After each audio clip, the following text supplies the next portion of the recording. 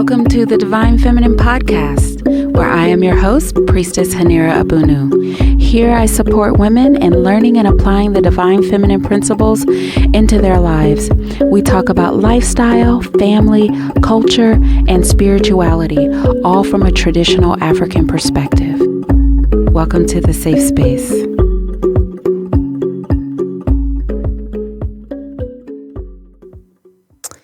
Hey, greetings everyone. How are you guys doing today? This blessed day. Oh, I'm so excited. I'm so happy. How was you guys this weekend? We had a lot going on. Summer solstice. We are now in summer. That was beautiful. The eclipse. Ooh. What were you guys doing? How did you celebrate the eclipse? It was wonderful. Sun, moon, earth, all in alignment. I tell you what I was doing. I was invoking the Divine Mother herself. At the maximum of the eclipse, oh my gosh, you could feel so much power. I was praying for each one of you. The same prayers that I speak over my children, I was invoking over you. Yeah, you, the one listening. Because that's what I said. For all of the listeners of the Divine Feminine Podcast, let them be covered. Yeah, it was powerful. I was in ritual for at least an hour, just in a deep invoking period. The energy was just high. It was just, I felt like the walls were like echoing back and forth. It was powerful. So I'm not sure how you guys spent your weekend. But as for me, it was just amazing. And then we're preparing to leave the West Coast. And so we had a family gathering celebrating, the weekend and all the energies and my son and just people came over to see us. It was beautiful. And I'm just in a moment of gratitude. So I hope you're feeling good wherever you are. I hope you know that I was thinking about you even before you knew about me. For those of you who this is your first time listening to the podcast, and however you found us, it was meant for you to find us and listen to this particular episode to find out that you were in that covering. Yes. So where are we? What are we talking about? Where are we in our series? We're talking about sisterhood.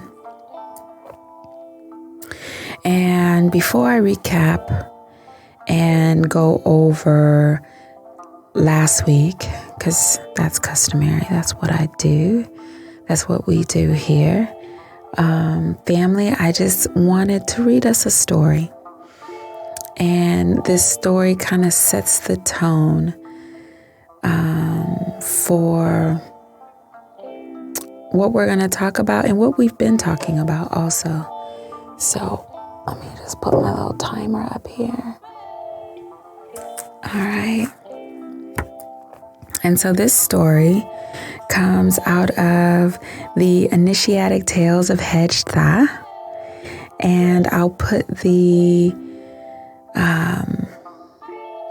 link of where you can buy the book on the podcast. So you guys should be able to go into the description and see where you can get the book.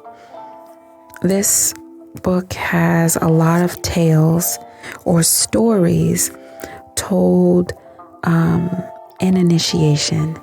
And this is actually a book written by one of my great teachers. And so it's beautiful, beautiful, beautiful. And this story that I'm going to read you, it's actually called, let me give you the title in the story. So the book itself is called Iniciatic Tales of Hej-Ptah. I'm going to read to you a story in the book that's called The Order of Things. And I'm not going to read the whole story of The Order of Things, but I am going to read about a page and a half because this is the part that is applicable to what we're talking about and have been talking about in our series of sisterhood, even as far as going before sisterhood with communal living and the altar series, everything that we kind of talk about here. And I wanted to vibe with you guys on this for a second before we do a recap. So again, it's called The Order of Things. And I'm going to begin. Knowing how to establish the order of values is very important if we do not want to find ourselves spending all of our lives on things that are only for a day, a month, or years. The initiatic information or education teaches that at the fall of Egypt, all families and lineages crossed the Sahara Desert. And when they crossed the Sahara Desert, they were led by a young prince. This prince, his name actually signified small Horus.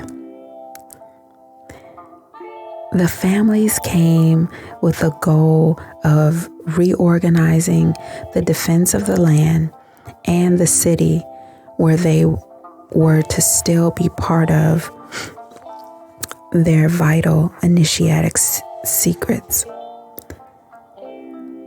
This city was to be called, or the name that the city meant was City of Reunification. That's what the name of the city meant. And so the City of Reunification, all the lineages there, they found themselves in a new dilemma. And what was that dilemma? The dilemma was, should they quickly reorganize a contra defense, or should they start by preserving and reinforcing the civilization? The young prince was for war against the invaders. But the priests, the blacksmith, the shoemakers, the scribes, almost everyone, they were not of the same opinion. Our gods do not have temples. Our dead don't even have offering tables for their food. This is what everyone was saying. Seeing that the youth were not totally convinced about the importance of preservation, a young priest got up with a small jar that he placed in the middle of the crowd. He asked them, "Can you bring me some big rocks?"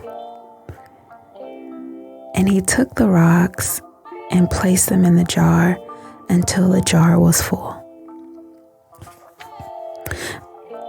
At the end, he raised his eyes towards the public and was wondering, what kind of game is this priest playing? But then he just asked them, "Is the jar full?" "Yes," answered the crowd in a chorus. At that moment, he asked people to bring him small stones. He then poured the small stones on top of the big rocks. And while he shook the jar, the small stones filled the spaces between the big rocks. When there was no space left for small stones in the jar, the priest then asked the public that were marveling, "Is the jar full?" A long silence imposed on itself. People didn't know what to say. Finally, you hear, "Maybe it's full." That came from a voice in the crowd. "Very well," said the priest. He then asked that sand be brought. And when he started pouring the sand in the jar, one could see the sand now was occupying the space in between the small stones. When the jar was not able to absorb the sand any longer, the priest asked his question, "Is the jar full?" "No," answered the crowd. "Very well," said the priest. And he then asked for water to be brought to him. When the water came, he then filled the jar with water. Then he began to speak. You see, there is an order of values. This is the only way to fill a jar with water, sand, small stones, and big rocks in the context of harmony in existence. If one does not first place the big rocks, it will practically be impossible to have them all together in the same jar. This is what the priest told the crowd. And to the questions about the big rocks of our lives, the priest answered, God, the gods, civilization, culture, moral values, spiritual values. The young prince was discouraged in his preparation for war against the forces of evil, and all the energies of the people were invested in the preparation of human civilization through cultural diversity. This is why the enemy of the world presents itself later with different religious systems, with the goal of attacking the basis of human existence, which is the existence of the pantheon of gods. So I wanted to read that because I thought it was very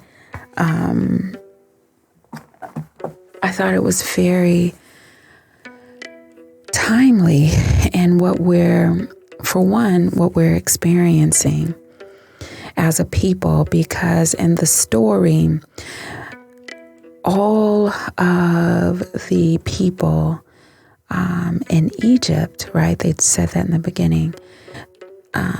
They had to flee their homes. If you read the page before and the whole story in its entirety, you'll see that they were in a big war and they lost and they were ran out of their home. And this is when Egypt collapsed. And so all of the lineages crossed the Sahara. And so they had to regroup. Their livelihoods were destroyed. They had a new normal. What was that going to look like? They didn't have anything that any routines. They weren't in their homeland. They had to be moved from their comfort zones. Many of us are like that today. The world that we're living in right now, we're looking for that new normal. Our worlds have been devastated.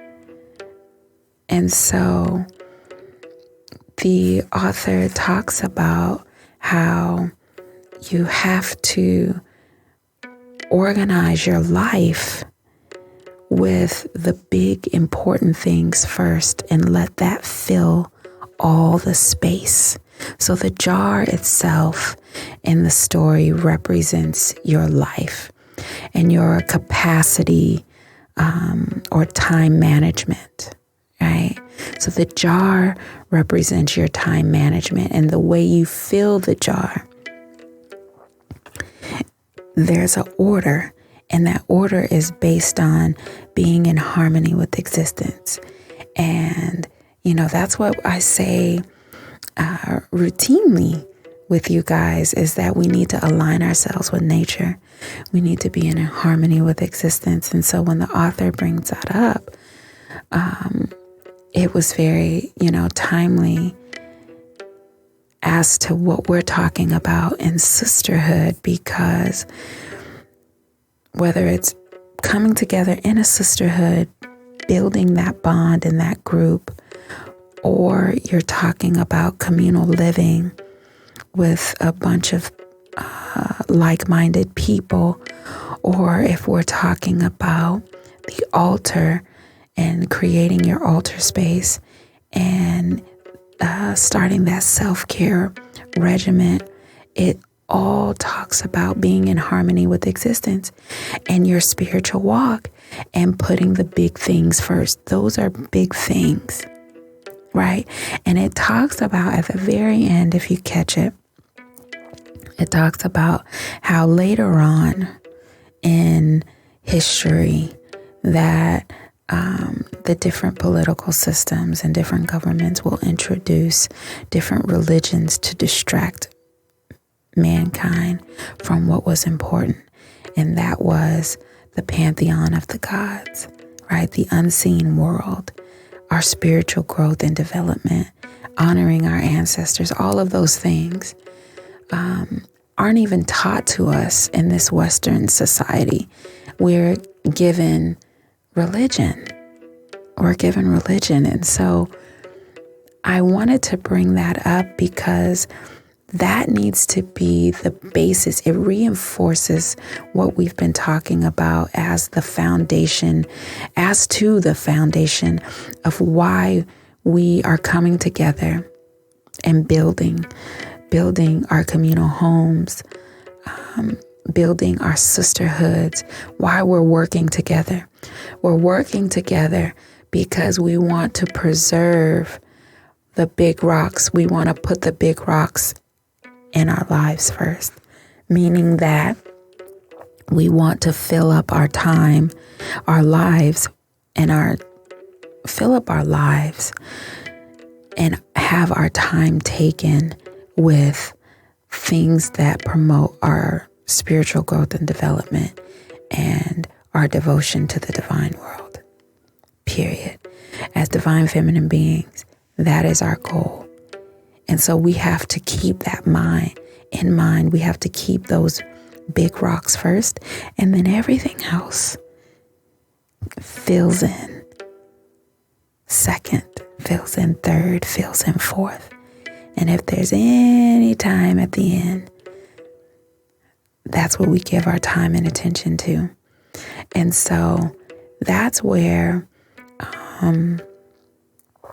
we have to align ourselves. And so this is a practice, and this is the mindset of our ancestors. And so I just wanted to read that to you. I hope that you guys find value in that quick little story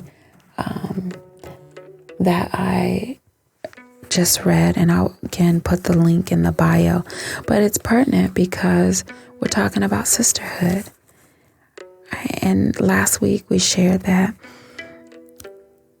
when it comes to coming together, the goal is to share tasks to make things easier, to get more work done. That's why we built our sisterhood. We can't live lives by ourselves. Traditional people knew that. And we moved away from that mindset. And so I have to remind us, I have to remind you, there's an aspect of you, your reincarnation, who's been here before. They know that sisterhood is important and why people come together. You just need to be reminded. And so I'm here to remind you. So last week, just as a quick recap, we talked about in sisterhood, coming together and sharing the responsibilities and why those benefits are good. Or if I were to say it a different way, I could say it like areas where the sisterhood is helpful and important. So we went over that and we talked about sharing the responsibilities. We talked about living together, going into businesses with your sisters, stress management. All those things are helping. All those things are helped, right, through the sisterhood. And what we didn't get to, and we'll try to attack some of these today and chomp through them and talk through them, is the challenges. I'm sorry, not the challenges. Some of the key or main, say, things we can do or look at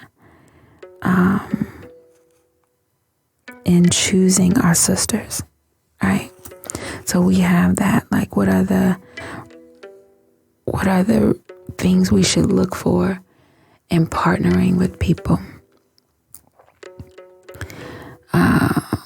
More things we need to talk about is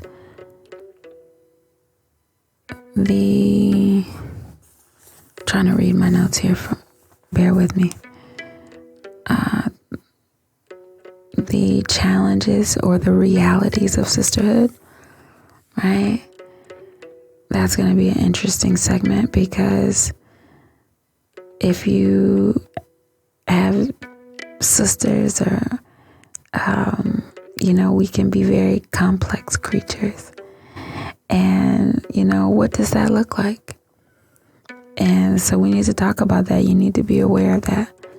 And then we'll talk about sex.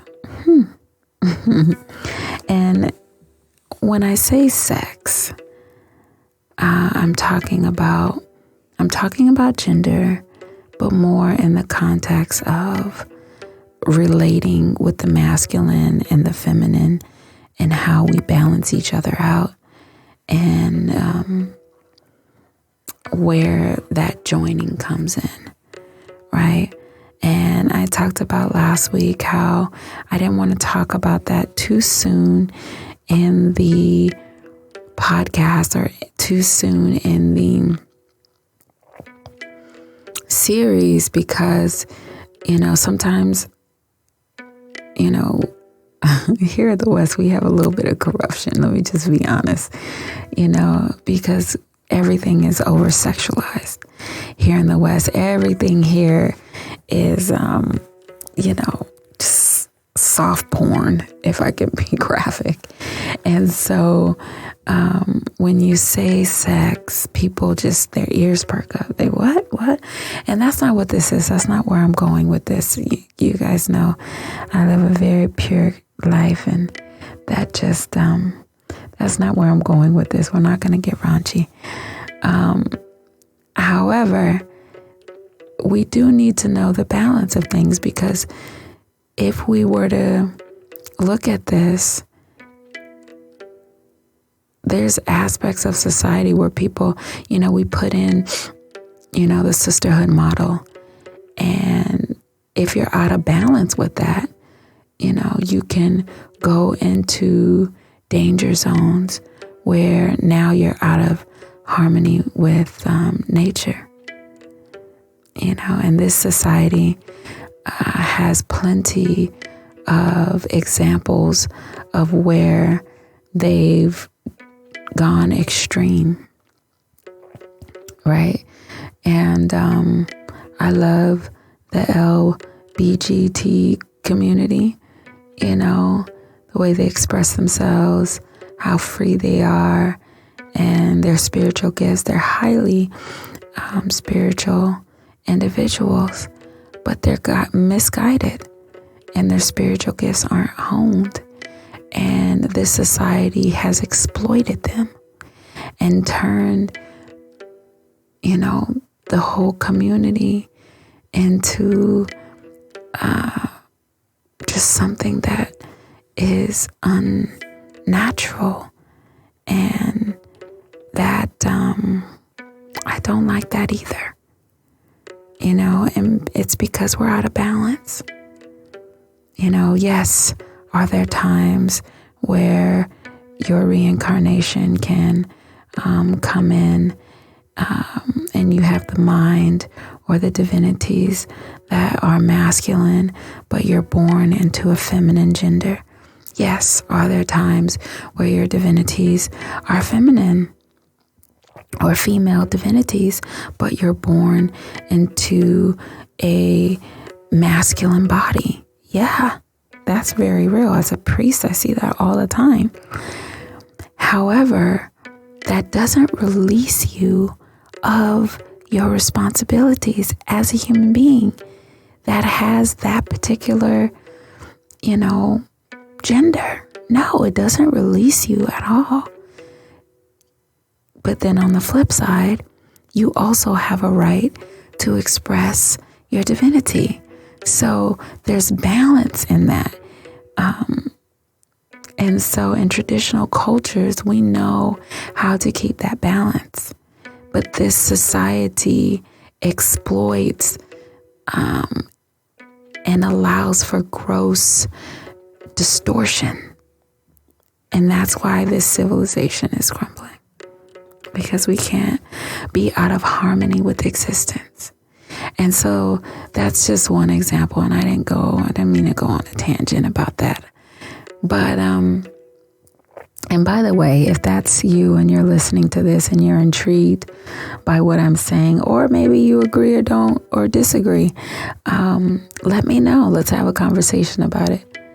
I like to know where people are. I like to have those types of conversations. I don't shy away from it. Let's have a dialogue. So reach out to me and let me know your thoughts, or if you want more information on it. Let's talk about that too. That's what I'm here for. We can do a coaching session. We can message. Let's do all of those things. So, but that's why I read this story, because we need to know where we are and why we're protecting what we're protecting, right? We're trying to change our paradigm to protect what's important, but we have to know what's important. And to start with ourselves, to start with the divine, our family, that's a good place. And we have to start there and build from there. Those are the big rocks. Our spiritual values, the big rocks. Nothing altars for our dead. Man, we're on point. The big rocks. And so to help us keep those big rocks in place, one of the strategies I gave was communal living. And you guys can check those past episodes and listen to those. And if you want some coaching on how to put together your house, or if you already have a communal house and you want pointers on how to refine it or how to make it better and how to be more in harmony with each other, then I'll help you with that too. Yeah, I'm here at whatever stage, or should I say level of the game you're at. It's not a game, but I'm there for you. So you need to know it's important. Sisterhood, we've been working on this particular series. I think this is part 3. This is part 3. And in Sisterhood, and the reason I keep going in on the Sisterhood is because this is our time, ladies. And, I just want to give us a shout out real quick. I just want to say hello. How are you to the women out there? Are you ready? Because this is our time. All of the divinations are in. All of the energy shows, all the astrological readings show. This is our time. We are the ones chosen to usher in this energy and to be most favorable during this time. So that means, are you ready? Divine feminine beings, are you ready? I hope so. I'm here to help you, right? If you have plans, you will be successful during this time. All the cards are in your favor. And so we have to be productive. We have to join together. There's nothing more powerful than getting a group of like-minded women together, moving towards a goal. Man, you want to see some things change? That is very powerful. And so that's why we're doing this series. And for those of you who want to go deeper, you're saying, I hear what you're saying, priestess, but I want more.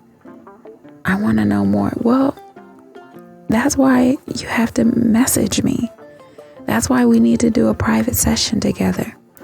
One of the things I just started because of the demand was mentorships. All right, so now we have a divine feminine family where we all come together. And you guys could email me for this information, how to join the mentorship program. But we all come together and we encourage each other. We tell each other where we are. We study. We read materials. We review the podcast. We talk about the upcoming trip, repatriation, where everyone is. And we encourage each other. And then that's on that level. That's just one level of the mentorship program and the Divine Feminine Family program. That's the community. That's all of us coming together. Outside of that, depending on the membership or mentorship program that you want, you and I will work together on what's specific to you, on your personal growth and development.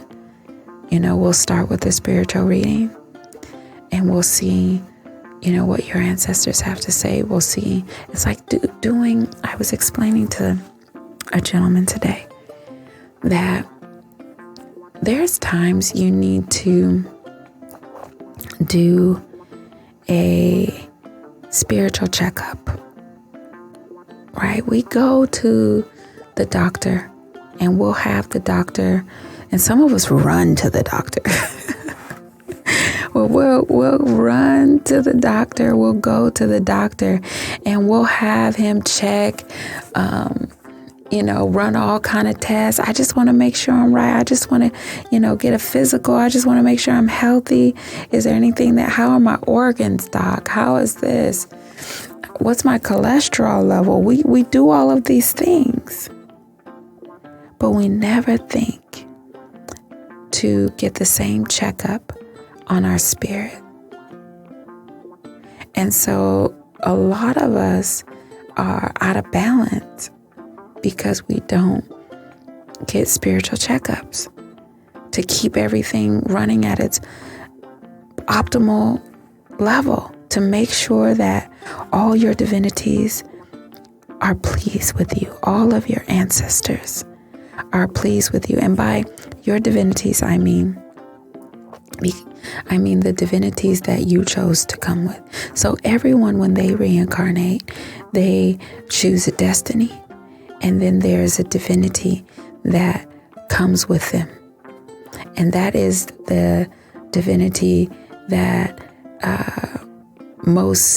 that dominates their primary personality, right? And then outside of that, there are other divinities that make up your spiritual personality, so to speak. And that's what I mean when I say your divinities. You carry an essence of a divinity, all of their characteristics. You carry that. Unfortunately, most of us don't know who that is. I can help you if you want to know who yours is. You need to message me as well. But that doesn't release you from still having them be here and come with you. And so we have to be mindful that our divinities, our head spirits that come with us, we have to honor them. And when we don't honor them and we don't honor our ancestors and put them first, and we're not in harmony and align our whole lives around the mission that we chose and what is favorable for our life and destiny, we're out of balance and we're out of harmony. And so that's what this series is about. And so women, right now, we are in the forefront, and we will be for a while, ladies. So if you're like, well, I don't know if I'm ready. I'm too late for this. Nope. I'm talking to you. I'm here to wake you up. I'm here to help you. You just need to reach out. And I keep saying that, and somebody's sitting up there like, I'm gonna reach out. No, reach out now. Inbox me right now, because we need to talk. You can't, binge on the podcast and not take action.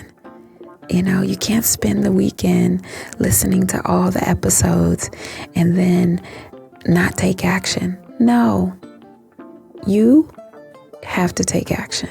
You definitely have to take action, because if you're listening to this, you know what you're supposed to do. Because my words are speaking directly to your soul. Why is that? Because that's my intent. That's the spell I put on it. And it's all to help you. So if you're drawn to me, let me know. Let's work together. There's a reason we're drawn to each other. Okay? Again, this is a new energy. I'm so feeling the energy since the solstice hit. You guys are going to see a new me. Which is good, because it's what we need. We have to take action. Ladies, this change is going to come when we decide to bring it. Period. That's it.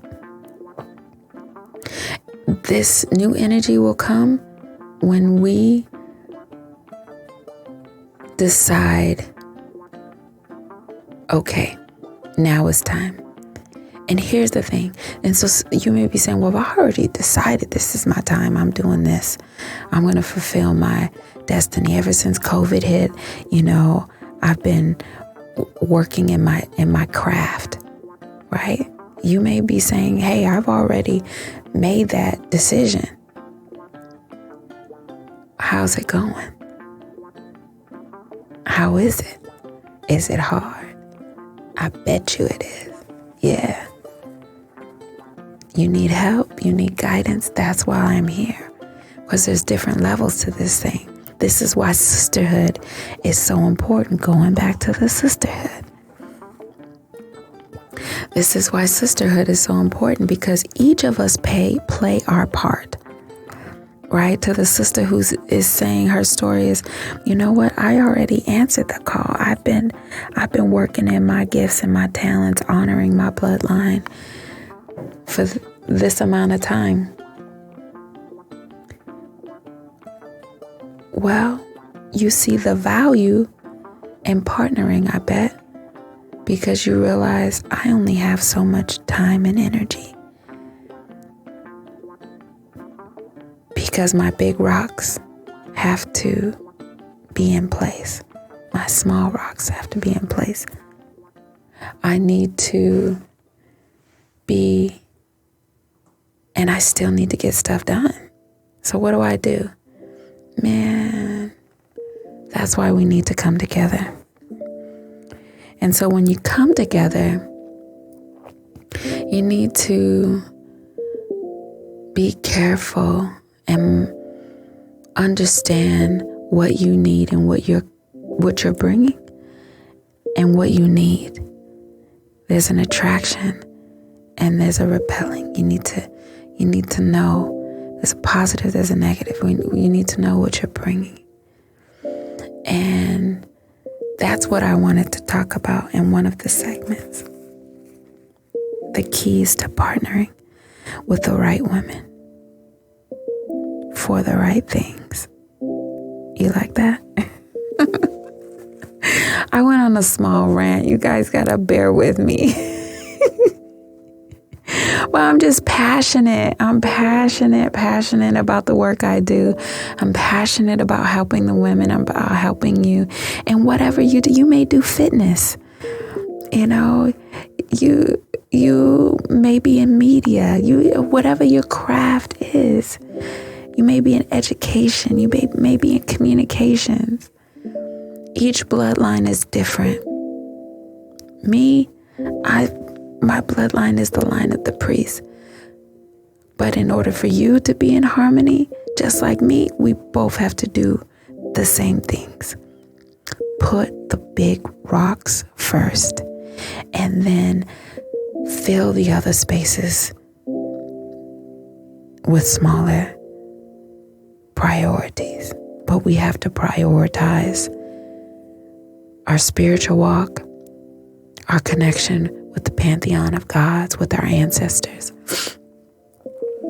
We have to prioritize, right, the self-care. You may be saying, well, I don't know what the pantheon is. I'm new to this whole thing, right? That's okay. Come on in. Welcome. I prayed you up this weekend in that portal that was wide open. I hope you guys took advantage of it. I really, really do. The energy is so good. So what I'm saying is, you have to partner with the right people for the right reasons, protecting your big rocks, right? Your agenda, so to speak. That then becomes your agenda. Protecting your spirituality, protecting your self-care, protecting your mission and your destiny. All that becomes your agenda. So when you're saying, I've been doing my craft for a while and I'm at the point where things are falling behind, you need to partner with someone. And so sometimes what we tend to do is partner with people that we get along with. We're real good friends, and we partner with them when it comes to certain things, say hanging out, or they're good in leisure things. But you need to build partnerships on different levels. And so you need to build spiritual bonds. like your big rocks, you need to build a sisterhood. Your first sisterhood needs to be built based on the common understanding of the big rocks, right? Of the spiritual path, which means that it's going to be really hard for you to build a bond in a sisterhood or be a part of a tribe or a family or a communal house with people that don't look at life the same way that you do, that don't have the same spiritual walk that you do, that aren't looking at life and culture the way that you do. And so those are the things, those are the big rocks. And so when we're coming together with sisters, that's important. Let me give you an example of why. Let me give you an example of what happens when you don't have that foundation and you build your sisterhood. So when you don't have, right, your ethics, can you guys hear me? I messed around and hit the mic. Okay.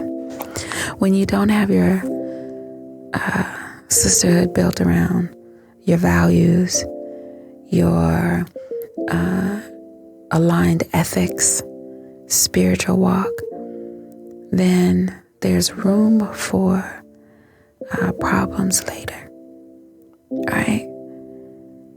You can be an honest person, walking an honest path. But if you align yourself with sisters who aren't honest, like you'll meet up with a cheat. You'll meet up with a thief. That's not good. That's an example. That's why ethics and values have to be in alignment, right? There'll be opportunity for you guys to have conflict. And you might be saying, why does she call that an opportunity? Because points of conflict, they can always be diffused and turned into opportunities to grow. You know, if the people have the same mindset, and that mindset is self-evolution. So we're conflicting on an issue, right? We're conflicting on the importance of keeping a clean kitchen, right? I'm just using that as an example. I don't know, it's pretty neutral. So we're conflicting on that, right? And you're bringing your points to me. I'm bringing my points to you.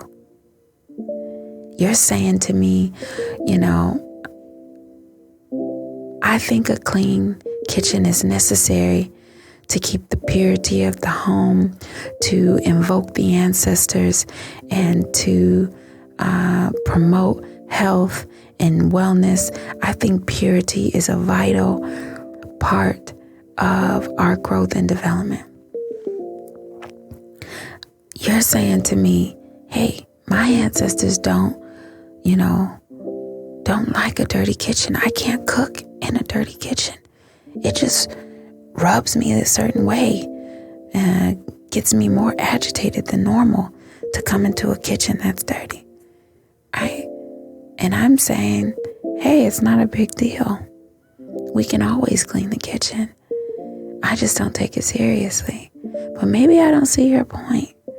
Maybe I don't understand how important it is to you, or maybe I'm not clean. Maybe I don't have the same level of purity and cleanliness that you have. And maybe, you know, if we are open and we both have, say, the same inward look, and we're both aligned when it comes to self-evolution, then we'll take a look at that like, man, maybe I don't see my sister's point on cleanliness in the kitchen because, you know, I'm just dirty. I'm not as clean as her. Wow, that's a level of purity that I need to try to ascend to. I commend you for that. Thank you for telling me your perspective and why you go in so hard when the kitchen isn't clean and when people in the house don't clean up behind themselves. Man, thank you for that moment of growth, right? So that's why I say we could turn conflict, they're opportunities. Conflicts are opportunities. This is opportunity for growth. That's a neat little way that, ancestors put a little challenge in your way to elevate you, to raise you. And so, all of those things are gonna happen. All of those things are gonna happen. Conflict, gonna happen. Guarantee. It's guaranteed to happen. Just because we're humans and we're relating. More so when women come together because of the flow of the elements and the energies and the divinities that we carry. And so many of us haven't been taught on how to manage our energies and divinities that we carry. And so because we haven't been taught to manage that divine feminine energy, we go into a place where, we're emotional, we're outlashing and things like that. And so it's important when you're building your sisterhood, it's important for us to build with women who are on the same evolutionary path of evolution. Excuse me. I had a dry mouth. I need to drink some water. The same path of evolution that you're on. You guys see, that's one of the big rocks. That has to be big. That has to be first in the forefront. Because situations will arise and what's that person's level of integrity? Right? So once you come together and you find your group, you find like-minded women who are aligning themselves with nature like you. They are being in harmony with existence like you. They are striving to honor and remove the shame that's been put on their bloodline like you. They are wanting to be progressive and evolve like you. Once you find people like that, then those are the people you build with. Those are the people you come into your communal house with. Those are the people that you go into your sisterhood with. And then within that, right, because those are the big rocks. So now that you have that taken care of, that, right, you found your pool of women. Within that sisterhood, there will be certain people that you gravitate even more to. You guys complement each other's gifts. I'll give one example. Right? I have a couple allies. What I say by allies, there's a couple areas where I've been kind of allying, and that's one, in nutrition, and two, in fitness. And so what I mean by that is that I've been attracting and receiving referrals and customers and just attracting, right? attracting people in fitness that come and say, hey, I have a client and I'm working with her, working her out 3 days a week or whatnot. But she's starting to ask questions about her spiritual journey, but I can't really help her with that. Can I send her to you? Yes. I'm working with this other client and, we're working on fitness, but, their health is poor. And do you have herbs and tonics for that? I know you're a healer. Can you check this person out? Yes. Okay. And then I have people there, I have other people. So those are the people that I've been attracting that are in fitness, sisters that are in fitness, some brothers that are in fitness.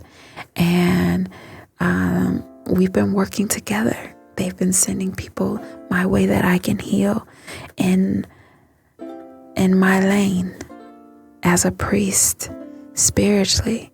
We complement each other in our gifts. And then another example is I have a couple people in my sisterhood, in my network, where they're nutritionists. They do cooking. They're chefs. They heal people with food in their perspective fields. Some people, like I have one client, she's alkaline. Everything is alkaline. That's her whole business. I have another lady, she's heals through CBD and hemp and cannabis and things of that nature. I have another lady who does meal prep and deliver to the elderly,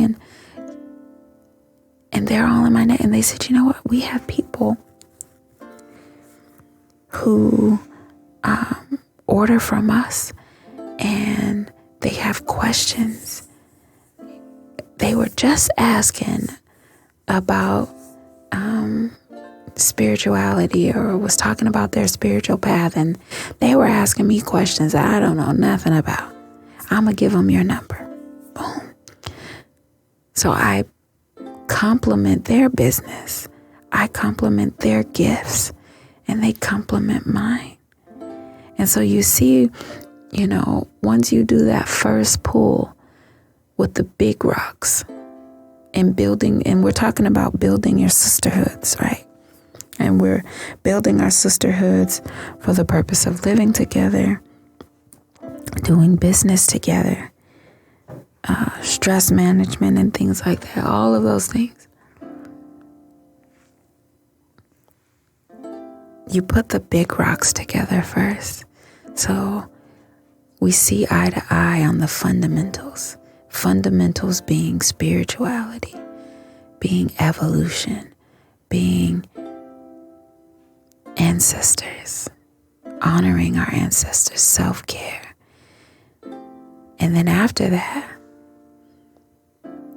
we partner with people whose gifts complement us, because they will sharpen us. They will refine us. They will push us to grow without even knowing. So we've talked about different things in this podcast. I'm going to end the new material here, though. I know you're like, but wait, it was getting so good, priestess. I know, baby. That's why we got next week together, my love. And if you can't wait till next week, then what you do? You message me on Instagram, on email. You guys know how to reach me, right? I'm there for you. And reach me and get me face to face while you can. Because you guys know I'm going to Africa. I can't wait. I'll give you guys another update on that next week. So I'm going to end the podcast here, but I just want you guys to know that I'm excited with this new energy that's here. I'm excited for you women that are out there that are coming on to the Divine Feminine family. I'm excited about where we're going as a people, where we're taking us, because we're going to be leading this, women, ladies. We're going to be leading. So I'm excited about where we're going. This has been another successful episode of the Divine Feminine Podcast. I've been your host, Priestess Hanera Abunu. Be well. To schedule a spiritual reading, life coaching session, or to order herbs and tonics, please see our website, divinefeminine.net. If you would like information on our trip to Africa in August, please email haneraabunu@gmail.com. Thank you for listening to the Divine Feminine Podcast. Be sure to subscribe, share, and join the conversation on social media. You can find us on all social media outlets at Hanera Abunu.